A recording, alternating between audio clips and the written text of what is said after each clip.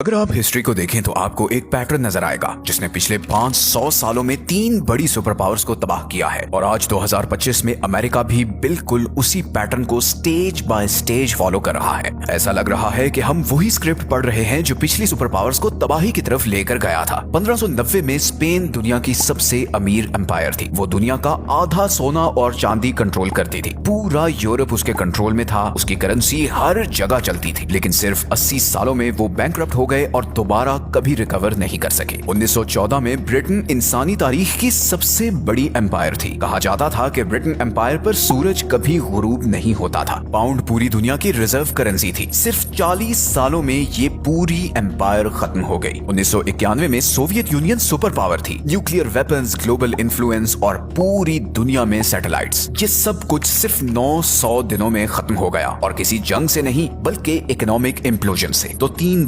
बड़ी super powers एक ही तरीके से कोलैप्स कर गईं। And here's what should terrify you, America 7 में से 5 स्टेजेस पहले ही कंप्लीट कर चुका है। वो पुरानी सुपर पावर्स की तरह बिल्कुल उसी पैटर्न पर चल रहा है। आज की वीडियो आपको बताएगी कि सुपर पावर्स तबाह कैसे होती हैं। हर सुपर पावर ये क्यों समझती है कि वो डिफरेंट है, और मैथ क्यों कहती है कि अमेरिका का नंबर अब आ चुका है। पैटर्न को समझने से पहले आपको ये समझना होगा कि इंपीरियल कोलैप्स असल में कहते किसे हैं, किताबों में नहीं बल्कि रियलिटी में। इसका क्या मतलब होता है जब एक सुपर पावर तबाह होती है? इंपीरियल कोलैप्स किसी वॉर या मिलिट्री डिफीट से शुरू नहीं होता, ये इकोनॉमिक एग्जॉशन से शुरू होता है। सुपर पावर्स अपनी मेंटेन करने की एबिलिटी से ज्यादा फैल जाती हैं। 150 मुल्कों में मिलिट्री बेसेस, मल्टीपल फ्रंट्स पर वॉर्स, ऐसे वादे जो वो पूरे नहीं कर सकती। शुरू में डाउनफॉल किसी को नजर नहीं आता। करेंसी काम कर रही होती है, मिलिट्री जंग जीत रही होती है और गवर्नमेंट वादे पूरे कर रही होती है, लेकिन पर्दे के पीछे बहुत कुछ हो रहा होता है। रिसोर्सेज मिस एलोकेट होते हैं, प्रोडक्टिव कैपेसिटी श्रिंक होती है, इंटेलिजेंट लोग मुल्क छोड़कर चले जाते हैं और